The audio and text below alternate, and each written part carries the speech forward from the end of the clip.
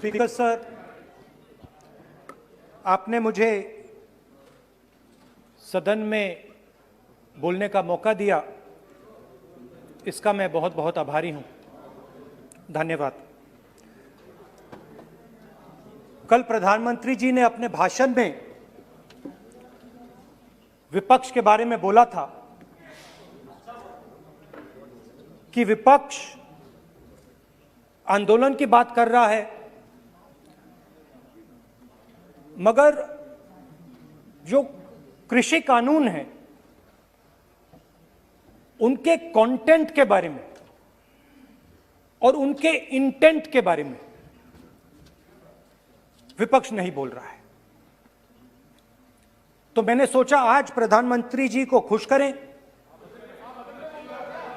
करें और जो 3 किसान के बिल हैं, खेती के बिल हैं, उनके कंटेंट का और इंटेंट का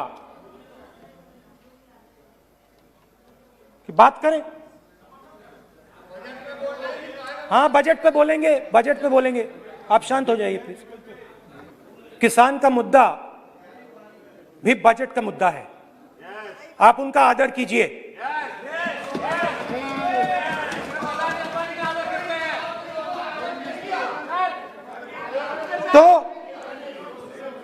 तो बात है कि इन 3 कानूनों का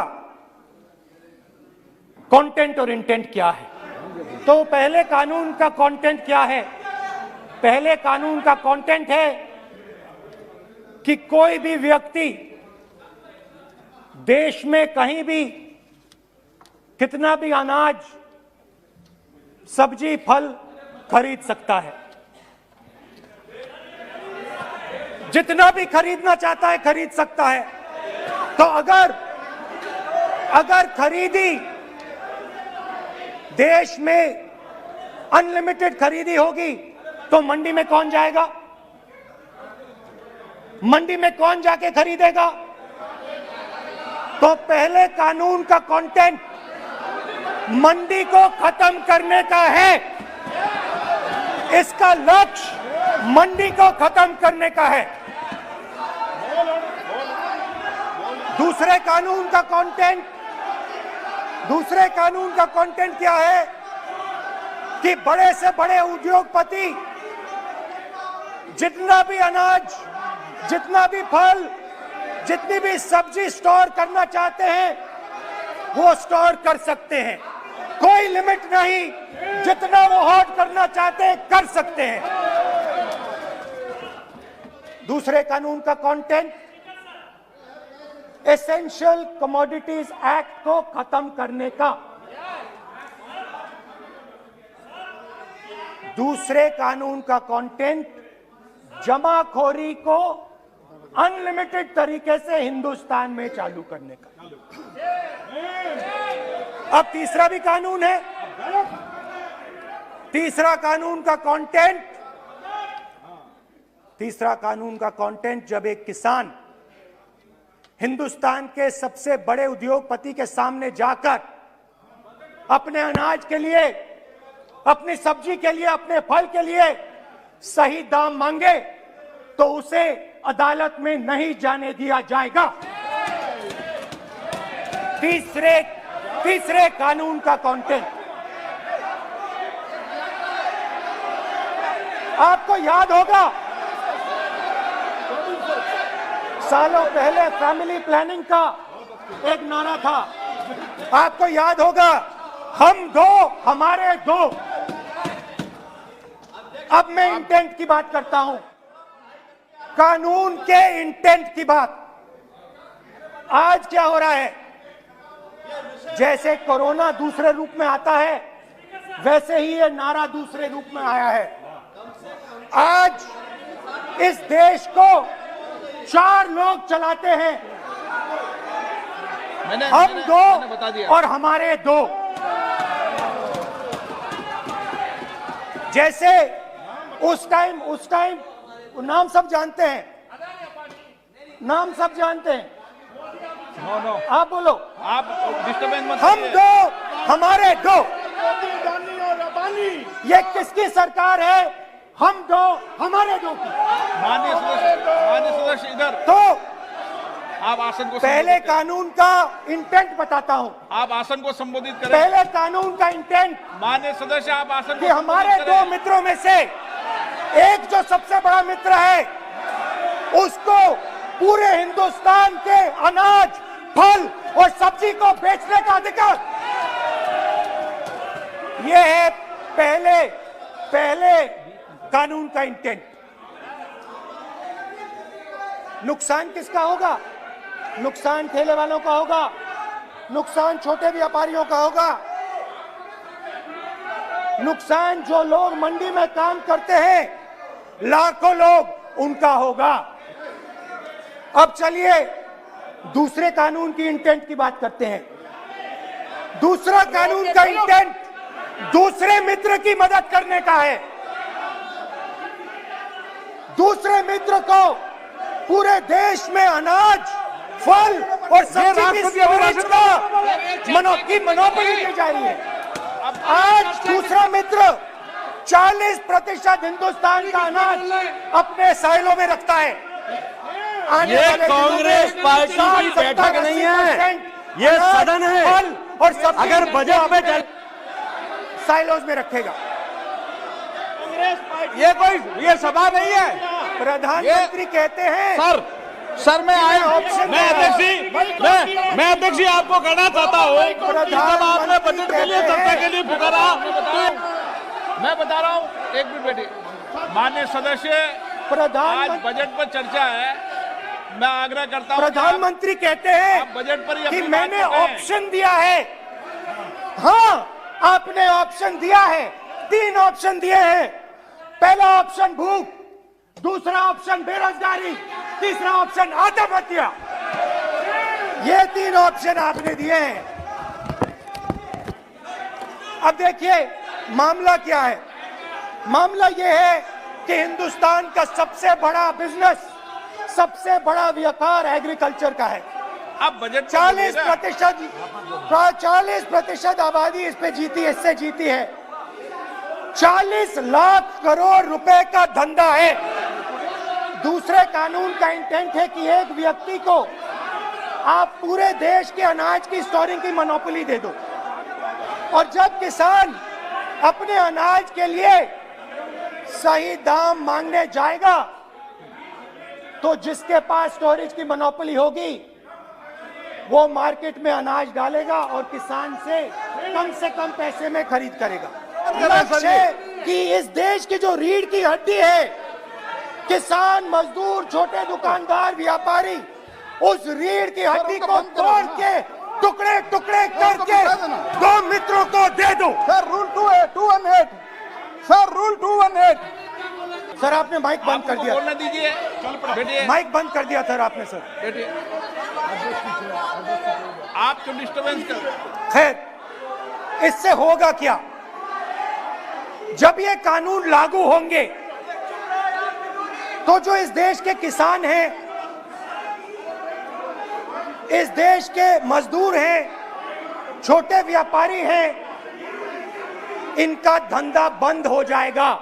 इनमें से किसानों की खेत चली जाएगी, किसान को सही दाम नहीं मिलेगा, छोटे दुकानदारों की दुकान बंद हो जाएगी, और सिर्फ 2 लोग, हम दो और हमारे 2 इस देश को चलाएंगे। हिंदुस्तान का फूड सिक्योरिटी का सिस्टम है वो नष्ट हो जाएगा, और पहली बार सालों बाद एक बार फिर पहली बार हिंदुस्तान के लोगों को भूख से मरना पड़ेगा। रूरल इकोनॉमी नष्ट हो जाएगी और ये देश रोजगार नहीं पैदा कर पाएगा। ये नई चीज नहीं है। ये आप मत सोचिए कि ये नया अटेम्प्ट है, पहला अटेम्प्ट है। ये पहला नहीं है।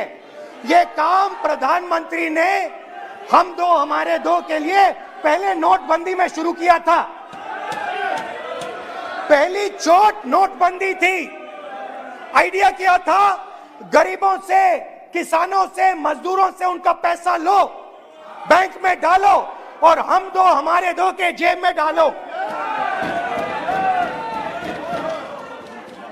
स्मॉल मीडियम सेक्टर को खत्म कर दिया, किसानों को बर्बाद कर दिया। वहां नहीं रुके, फिर गए जीएसटी, गब्बर सिंह टैक्स, 5 अलग अलग टैक्स, और फिर से उन्हीं बेचारों पर आक्रमण, उन्हीं किसानों पर, उन्हीं मजदूरों पर, उन्हीं व्यापारियों पर आक्रमण। फिर कोरोना आता है।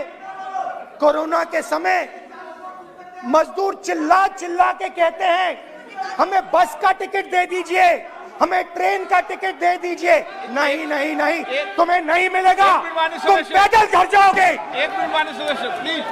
मगर टैक्स माफ जरूर होगा, माननीय सदस्य जरूर होगा। माननीय सदस्य, 5-10 उद्योगपतियों का टैक्स होगा। माननीय सदस्य प्लीज। तो पहले नोटबंदी, फिर जीएसटी, फिर कोरोना के समय उन्हीं 4-5-10 लोगों को पूरा का पूरा कर्जा माफ, 10 लाख करोड़ रुपए जो भी था कर्जा माफ। मगर हुआ क्या? हिंदुस्तान का रोजगार का जो सिस्टम है, जो स्मॉल एंड मीडियम इंडस्ट्री है, वो खत्म हो गई। आज ये देश रोजगार नहीं पैदा कर सकता है, सीधी सी बात। और आज नहीं, कल भी ये देश रोजगार नहीं पैदा कर पाएगा, क्योंकि आपने इस देश की रीढ़ की हड्डी तोड़ दी है। किसान की, मजदूर की, छोटे दुकानदार की, स्मॉल मीडियम बिजनेस की रीढ़ की हड्डी तोड़ दी।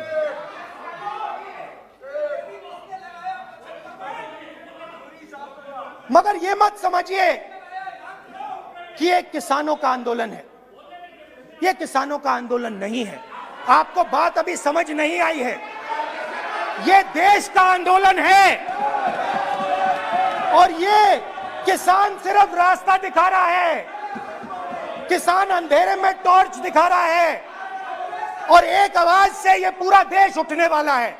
पूरा देश एक आवाज से हम दो हमारे दो के खिलाफ उठने जा रहा है। और ये याद रखिए, मैं कह रहा हूं, लिख के ले लीजिए। आप सोचते हो कि हिंदुस्तान के किसान को, मजदूर को, छोटे दुकानदार को अपने पैसे से, अपने धन से परे कर सकते हो। ये आप सोचते हो, आप ये सोचते हो। आप लिख के ले लो मुझसे, किसान 1 इंच पीछे नहीं हटने वाला है। किसान आपको हटा देगा, मजदूर आपको हटा देगा, छोटा दुकानदार आपको हटा देगा, मगर वो पीछे 1 इंच नहीं हटने वाला। आपको कानून वापस लेना ही पड़ेगा। अब बात करते हैं बजट की। जब बजट पर बातचीत करने की बात उठी थी, प्रेसिडेंट एड्रेस पे बात करने की बात उठी थी, तो हमने कहा था, विपक्ष ने कहा था, हमें किसानों के आदर करने के लिए किसानों के सब्जेक्ट पे अकेला बोलने दीजिए। एक साथ हम सब मिलकर किसानों के मुद्दे पे बोलेंगे। स्पीकर सर ने सरकार से पूछा और सरकार ने कहा नहीं, किसानों के मुद्दे पर चर्चा नहीं होगी, बजट पे होगी और प्रेसिडेंट एड्रेस पे होगी। अलग चर्चा किसान के मुद्दे पे नहीं हो सकती। तो प्रोटेस्ट में मैं कह रहा हूं, मैं बजट पे आज यहां टिप्पणी नहीं करने वाला हूं। मैं आज सिर्फ किसान के मुद्दे पे बोलूंगा और उसके बाद मैं अपना मुंह चुप कर दूंगा। अंत में मैं कहना चाहता हूं कि जो 200 किसान शहीद हुए, उनको इन लोगों ने श्रद्धांजलि नहीं दी। मैं सब सांसदों से कहना चाहता हूं, मैं अपने भाषण के बाद 2 मिनट शहीदों के लिए मौन रहूंगा। आप मेरे साथ खड़े हो जाइए। धन्यवाद।